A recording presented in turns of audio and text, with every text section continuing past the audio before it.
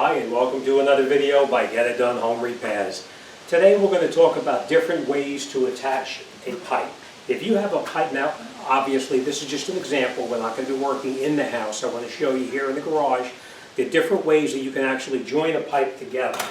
If you have this pipe and you need to join it to this pipe, there's a couple of ways you can do it. One way you can do it is you can do it the way that it's been done for a long time. You can do a torch, you can use solder, flux, and some sandpaper and some fittings, and you can join them together. Joining it together like that is probably the least expensive way to do it, and to me it's a more durable way of repairing it. They have these pieces out, they have these ways of joining pipes together, and it's these pieces here. These are what they call Sharkbites, and basically what it is, I'm going to give you an example. Basically what it is, if you have a pipe and you want to join these pipes together in here, and in here, what you would basically do is you just take that pipe itself, such as this, you put it onto the end of the Sharkbite.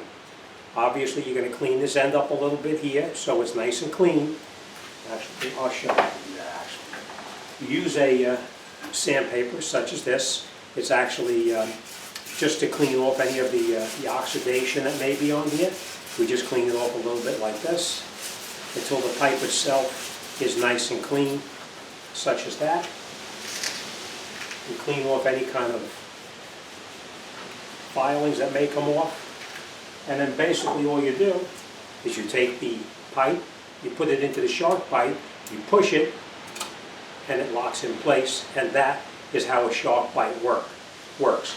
The thing I don't like about these is inside here is just some type of a seal inside there, whether it's rubber or what it's made of, I'm not exactly sure.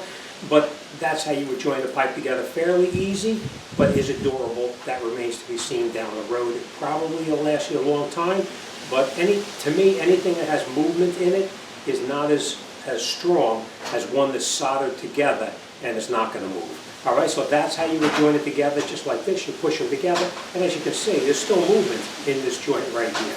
Alright, so that's one way of doing it. This way here, this fitting here in a big box store is going to cost you about $10, just so you know, in the store. Now, if you wanted to join an elbow, obviously it's the same exact way. You put it on here like this, clean it up of course, put it together, and you'll join it together. This in a big box store, I think this was about $8. Or you could take a fitting like this, which will probably cost you about 30, 40 cents, something like that. You're going to clean it all down, solder it together, and this is a very permanent repair. It's not going to have any movement in here, and it'll last you just about forever. So I'm going to show you how to join the pipes together, but I just want to show you one more thing. If by chance you do have a Sharkbite on here like this, and you need to remove the Sharkbite, they actually sell a tool just like this to take this apart without having to do any kind of soldering or anything like that. You just push this piece onto the pipe like this, and then you push it up.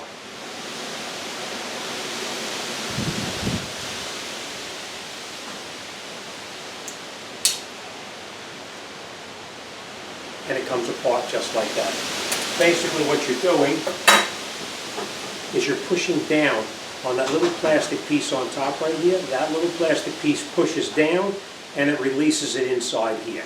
So that's personal preference. I would not use these. The way I would do it is, like I said, you'll take a fitting such as this. Now, the preparation is very important whenever you're doing any kind of solder work. Okay, now if you had to cut the pipe to make it fit in there, I just want to show you how you can do it. There's a tool like this. There's lots of different tools out there, but this is the one that I use to cut a pipe. Basically what you're going to do is you just open this up, you take the pipe, put it around the pipe such as this. I'll get it in here first and I'll bring you in closer, I'll show you what I'm doing. You would take the pipe cutter and you would actually put it on the pipe just like that. Now you don't want to tighten this handle down real quick and crush the pipe and make it oval shaped. You want to just turn a little bit and then rotate it. And it puts a small groove into it.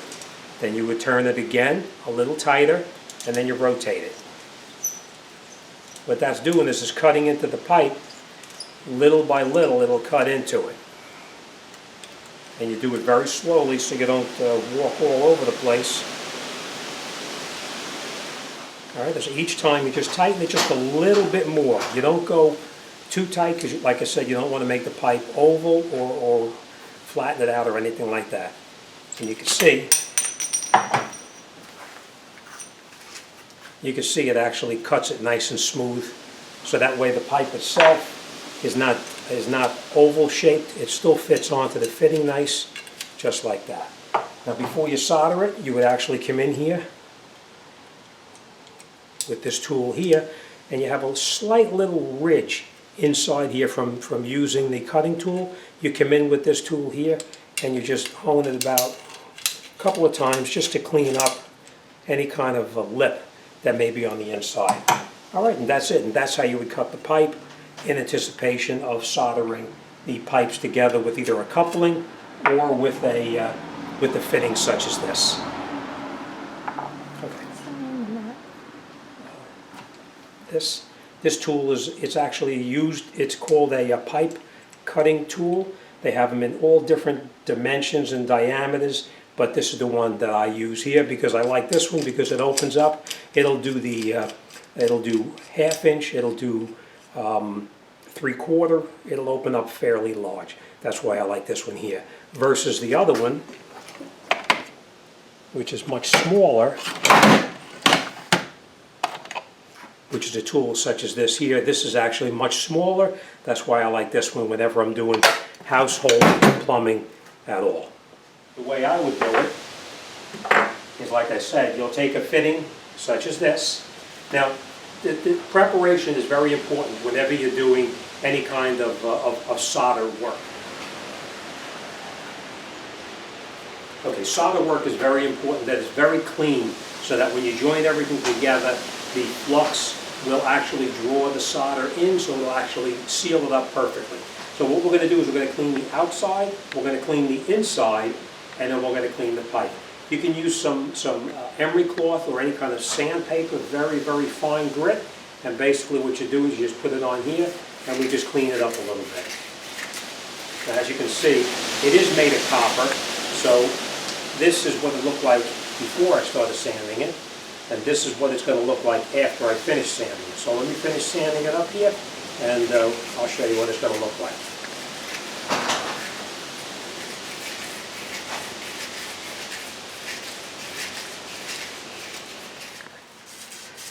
Okay, so now we have everything cleaned up really well with our emery cloth. We have this part of the pipe that we're going to solder nice and clean. We also cleaned up our fitting that we're going to solder on there. Now, whether it's a straight fitting or an angle fitting, or if you're joining pipes together, it's going to be the same thing. So let me show you how to solder this one together, and then I'll show you how to join two pipes together with this one over here. All right, so now that we have everything nice and clean, you're going to use either a brush or your finger, whatever you want to. You're going to put in here, you're going to put some flux inside this portion right here. We're also going to put flux on the outside here, just like that. Now obviously if you have a brush, you can use that. And the part that we're going to solder again, we're going to put it on here just like this. Every place that you're going to solder, you want to make sure you have a good amount of flux on it. Alright, now what you're going to do is you're going to take your fitting, put your fitting on, make sure it's down all the way, and you can see all the flux on here. That's a good thing. Alright, and we're just going to connect this up over here just so you can see. Now whether you use propane or you use MAP, it really doesn't really make too much of a difference. MAP gas burns a little bit hotter than propane, so it will heat the pipe up a little quicker. Now what you're going to do is after you have this all together here, you're going to come underneath the bottom. We're going to heat the bottom of the fitting here. We're going to heat the bottom because, as you know, heat rises. So if you heat the bottom, it'll actually melt it up on top as well. So we're just going to come underneath the bottom. We're going to heat the joint up itself right here. You want to make sure you have something under it because the flux will drip onto whatever you're working on. That's why I have a piece of sheetrock underneath here. All right, so we're going to heat it up. We're going to take our solder, and we're just going to run our solder on here. And as you can see, it's very hot already. So we're just going to do this, and you can see the flux is pulling the solder right into the joint, just like that. I'm going to shut this torch off. And as you can see, the solder just pulls right into the joint itself. So it's sealed all the way around, like that. And that's it. Now after this thoroughly dries off, or once the solder here dries, then we're going to come in and we're going to wipe off all of the excess flux that's on here. But that's how you would solder the pipes together. The most important thing whenever you solder a pipe is you have to make sure that all the surfaces are clean. The inside of the pipe, of the fitting, the inside of the fitting, the outside of the fitting, and the pipe that's going into the fitting. After you clean it off with the emery cloth, you have to wipe it down with a rag so you have all that off. Put a little bit of flux on there, and then you can solder everything back together. Now during the time that we're talking here, I'm sure that this pipe is actually dried up pretty thoroughly so that we can come in here and we can take off any kind of flux that you might see on here, just to clean it up a little bit, just like this. Now obviously it is going to be pretty warm still, so you want to be careful that you don't burn yourself. But you want to take that flux off just like that. And that is how you solder the pipes together. Alright, so personal preference, whether you use the Sharkbites or you use the fittings to actually join it together. This way is the least expensive way. The Sharkbites are a little bit more. Like I said, this one is about $8. Now this one I think was probably about $10. Where the fittings to join this one together here, if you wanted to join pipes together or if you wanted to have an elbow in there, they cost you probably under $1 for each fitting. So that's it. That's how you solder pipes together. Now whether it's here on the bench or you have them in your house, it's the same exact procedure. The only thing I will say is if you are soldering anything inside the wall and you have a beam over here or a beam over here, make sure that you use something behind it so that you don't set it on fire.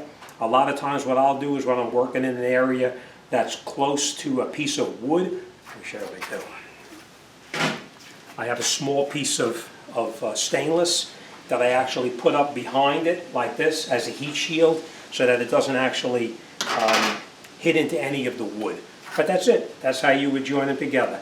Personal preference, Sharkbites or soldering. I prefer soldering. All right, as always, thanks for watching, and I'll see you on the next one.